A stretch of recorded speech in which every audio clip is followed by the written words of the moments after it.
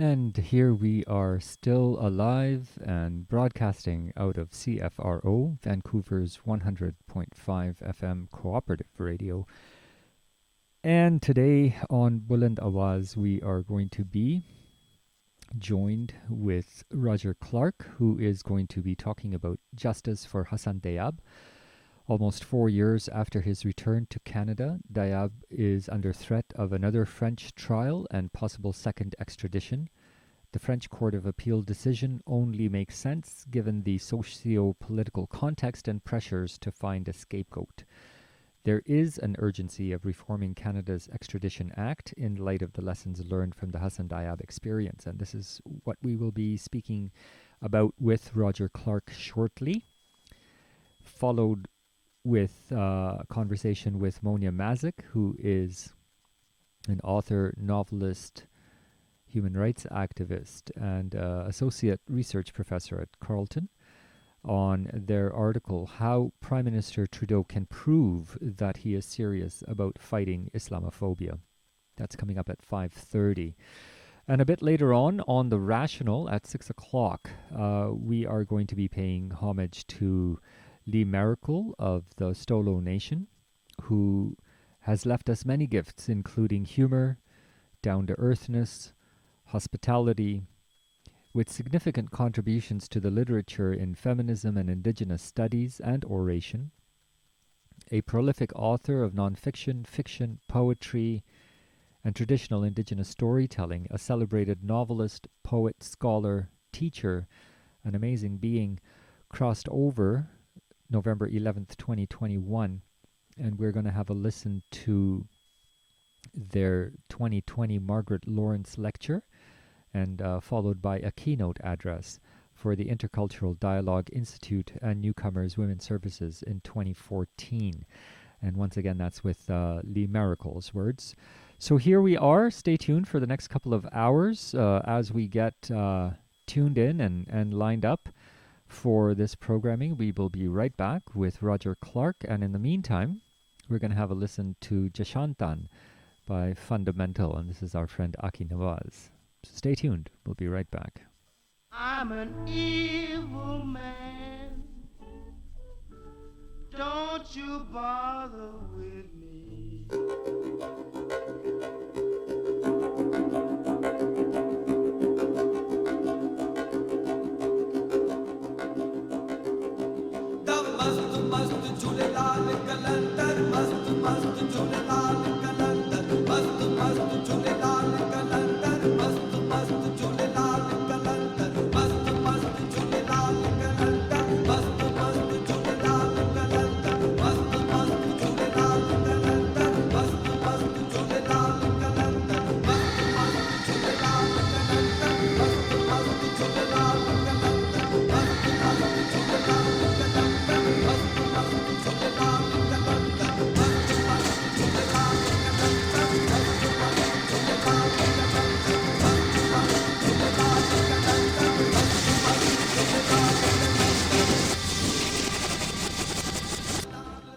All right, that was Aki Nawaz from Fundamental and Jashantan. As I had promised, on the line joining us is Roger Clark. Let me just tell you briefly, Roger Clark has been active in the Hassan Diab support group for the last 6 years. In 1987, he joined the staff of Amnesty International Canada and was National Security General until his retirement at the end of 1999. He has held a number of human rights investigations, including research missions to Cambodia, Rwanda, Nepal, Guatemala, and Algeria. He was awarded the Order of Canada in 2001 for his human rights work in Canada and internationally. In October 2017, he visited Hassan Diab a few months before Hassan's release from prison in January 2018. And he regularly acts as a spokesperson for the support group, and is frequently interviewed by national and international media, and is joining us on the line, of course, to talk about this Kafkaesque case of our very own Canadian Hassan Diab. Without further ado, hello, Roger. Hello, Alnoor. Well, thank you once again for taking out this time and joining us. This has been quite an evolving case that you've been involved with for over a decade now, and it seems that it is just unrelenting. It seems the French court is absolutely just unrelenting. Um, let's just bring people up to speed. Hassan Diab was extradited to France, where he languished in prison. You had the opportunity to visit him at that time. He stood trial. He was released. He was acquitted. He was released. He came back to Canada. It's been, I guess, a couple of years. And are we facing this thing once again? I mean, are we going back around the treadmill once again? Well, let me just correct one thing, Alnoor.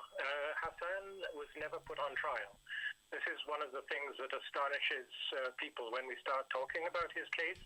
He was never formally accused. Okay, well, thank you for the clarity. So yeah, just please walk us through then. What he was extradited to France. He was in prison. What happened? Well, it's a long story. It goes back almost 14 years, believe it or not. And much of that time, of course, Hassan has had to live through doubts, fears, worries, family separation, and so on. So we go back actually to 2014. The case surfaced first in 2008 when he was arrested by the RCMP at the request of the French authorities. There followed for the next 5-6 years a long, drawn-out process for extradition, in which situation evidence was supposedly presented by the French authorities that would justify the extradition. In fact, as we have learned over the years, much of that so-called evidence was not correct, or there was evidence that actually proved Hassan's innocence that was never submitted to the Canadian authorities, nor to Hassan himself or his lawyer. So there were problems which we began to understand a little bit later when evidence came about, showing that Hassan was in fact not even in France at the time of this the bomb attack, which was the start of the whole thing. And maybe just to go back to that for a brief moment, on the 3rd of October 1980, there was a big explosion just outside a synagogue in Paris, and there were 4 people killed and over 40 people injured. It was a terrible attack. It was certainly a terrorist attack. But nothing transpired. The investigations that took place immediately, of course, didn't come up with anything at all. And it wasn't until 19 years later that French investigators were provided with some secret intelligence. And even now, we're not sure where that secret intelligence came from, how it was obtained. Was it obtained through torture? In any case, such secret intelligence cannot be used in a court of law because obviously nobody can cross-examine the source of that intelligence. But that was really when Hassan Diab's name first surfaced, and things took off from there. It was, as I say, 2008 when he was arrested by the RCMP. But as you rightly mentioned, in January of 2018, he was released from the Paris prison. He spent 38 months, most of it in solitary confinement, in that prison just outside Paris, in fact. But the whole problem with that was that he was extradited not to face trial, which is the normal circumstance of an extradition process. He was extradited so that he could sit in a French prison for over 3 years while the French continued their investigations. They were desperate to find evidence against Hassan Diab, but in fact, at the end of the 3 years and 2 months, the investigating judges said there is no evidence that would substantiate the process of a trial. And that's why he was released and he returned to Canada. So Roger, I just want to, if you don't mind, I just want to jump in here. The extradition process from Canada to France originally, there was a Canadian judge who said that the case seems extremely weak and so on and so forth. Yet he was still extradited not to face trial, but to languish in prison until the French authorities had made a case. Is that what we're saying? Essentially, yes, that's right, exactly. And in spite of their best efforts, they were never able to actually make a case. But you make a good point about the extradition process itself.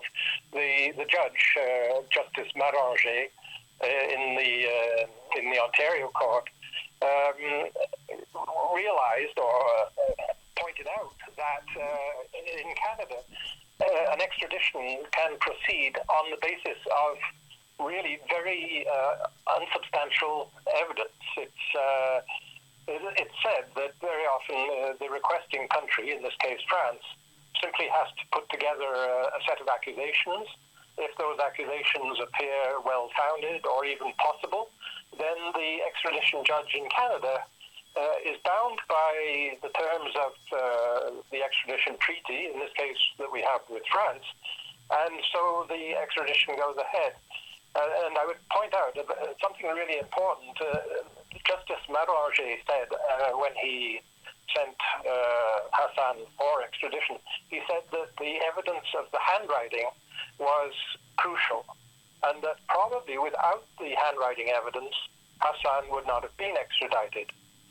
Now we know since then that the handwriting evidence that was presented was completely flawed. The first evidence that was presented to Justice Maranger was in fact withdrawn by the French authorities because it was so poorly presented. It was weak, it was not professional, and in fact they had used a document that Hassan's then wife had written rather than Hassan himself. So they were comparing something that wasn't even comparable. So that was a... Sorry, hang on. I just need to backtrack because it sounds so absurd. I mean, sorry about this. So the French government had given a sample of writing that was Hassan's wife's hand and not Hassan's hand. Is that what you're saying? Not from the French government, no. The French authorities had provided a hotel registration card. Yes. And the card was filled in. It was very brief. It was 5 words, mostly in block letters. So it was very flimsy. And that is what they were comparing to Hassan's writing. That's right. Now, the investigating judges found that Hassan had spent some time at Syracuse University, where he was continuing his doctoral studies.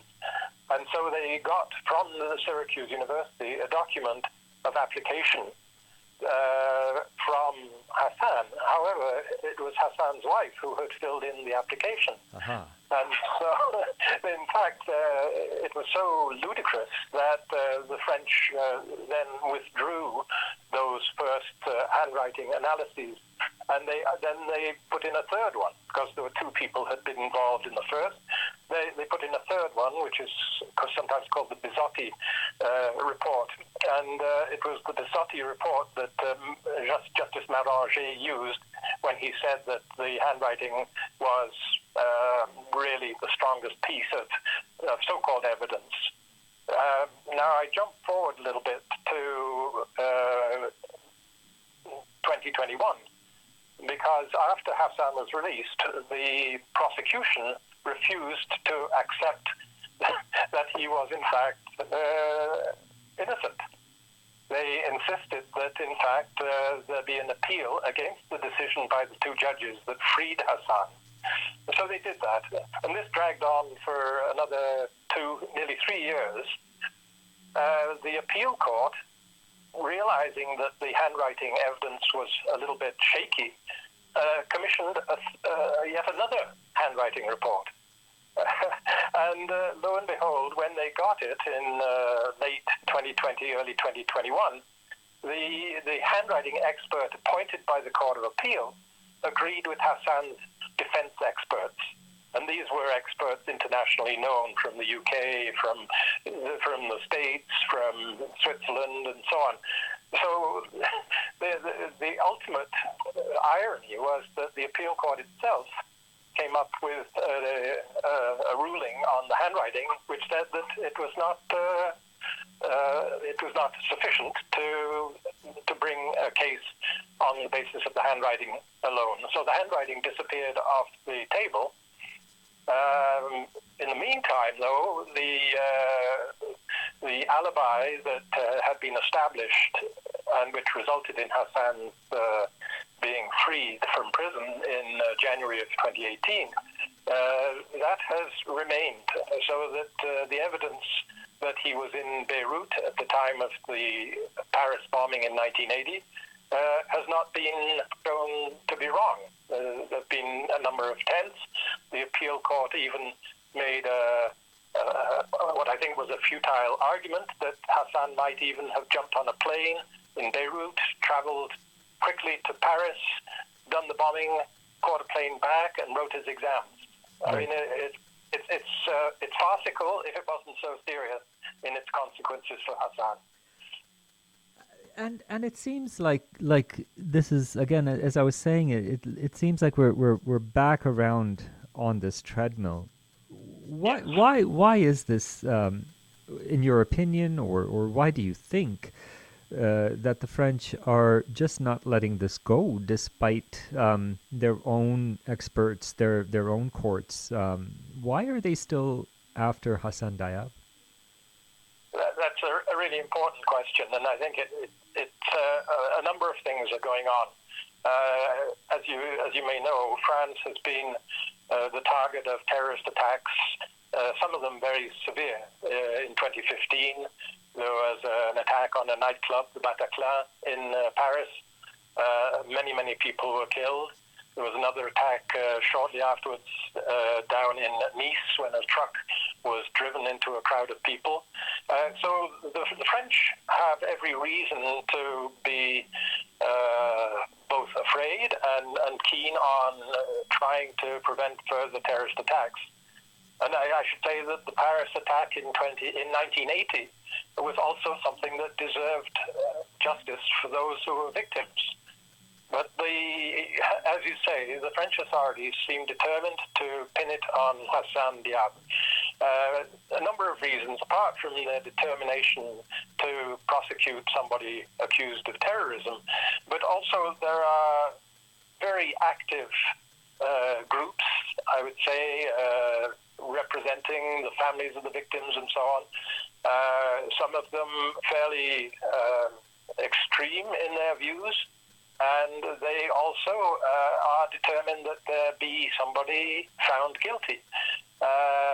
It seems almost as though they need a scapegoat, and that they would only be satisfied if somebody is found guilty, whether or not he's innocent or not.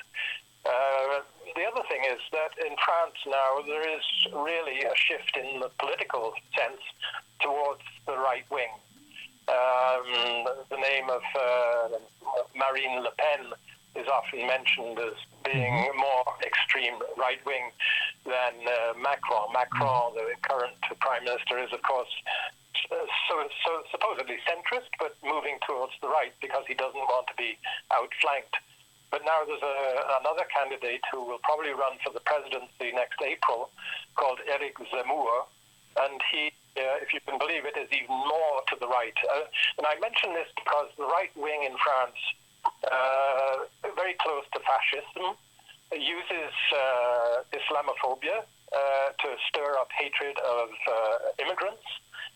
This is a sort of a pattern that we've seen in history many times, but it's very present in France right now. So there's a sort of a political suspicion that has been cultivated by those right-wing people, the politicians. And all of that means that Hassan is even more vulnerable to that sort of accusation. Why ultimately France is not providing justice for Hassan? Why is the trial apparently going to go ahead? I mean, the decision of the appeal court in January of 2021 was upheld by a superior court in France, and the upshot of that is that Hassan may yet face trial in France. I don't believe he would go. He would probably be tried in his absence, in absentia. But we don't know when that would be. The best guess is that it may be a year, maybe 2 years. We don't know if there might even be another request for Hassan's extradition. And that's something that we really fear a great deal. We do not want Canada to yield yet again to the French. We hope that we've exposed enough of the nonsense and the lying that I don't see that Canada could go ahead, but you never know. It happened once, and so that's why we're trying very hard to persuade the Prime Minister and the Government of Canada to make a public declaration that they will not either entertain or certainly not agree to a second extradition for Hassan Diab. And how's that going? Well, it's an uphill battle. Right. Of course, it would be. Yes, of course. I guess it was a rhetorical question. But let's segue now into some of the things that that Canada can do. In one of the things that has come out of this experience of Hassan Diab is a call to reform Canada's extradition laws. You guys as a group have been expressing this for quite some time. We have just a few minutes left. I mean, and I would just like to say that we didn't do this conversation much justice. I would like to invite you back again in the near future so we can unpack some more. But while we have some time left, talk to us about this urgency of reforming Canada's Extradition Act. What have been the moves towards that? How is that aspect of it going? Well, there has been quite a lot of work done by some of the experts in Canada, lawyers and academics. There have been some major meetings where documents have been developed, and at the moment there is a document which we very recently made public called the Halifax Proposal. The Halifax Proposal is quite a lengthy document, about 19 pages, and it doesn't rewrite the Extradition Act, but it really provides a basis for an ongoing discussion and the basis for real reform. Without going into all the details now, maybe we can talk about it at another time, but really the Extradition Act now is fatally flawed. If it allows for somebody like Hassan Diab to be extradited, when evidence produced is not accurate, when other evidence, we didn't even talk about fingerprint evidence that was hidden from Hassan's lawyer, but when the RCMP looked at the fingerprints sent from France, they were not Hassan's. So that sort of thing. It means that the Extradition Act is not really an act that brings fair justice. There is no process really for cross-examination of the evidence itself. It's provided from France. And then it's just prima facie, they just take it. Yes, that's right, exactly. So the story is that when an extradition case comes before a judge, the real question is, on the plane out of Canada, does he want a window seat or an aisle seat? Wow. I mean, right, because this is this has been the history. It's basically a country asking for an extradition, a very loosey-goosey process, and usually it's complied. I guess if the country is deemed friendly or whatever. I mean, I could imagine that there might be some situations where they don't easily, but who's to say? I mean, this is why the urgency to reform extradition laws are happening. At least in terms of you guys fighting for that, encouraging that. Well, exactly. And the recent case of Mung Wang Cho in Vancouver is another illustration. I mean, it's not the same sort of case at all, but it shows the degree to which politics can enter into the extradition process. And that is a very difficult and a very wrong thing. In any judicial process, politics has no role to play. But unfortunately, the Extradition Act that we have now and that we've had for over 20 years is not adequate to deal with that. It doesn't provide the protections that a Canadian is able to draw on coming out of the Canadian Charter of Rights and Freedoms.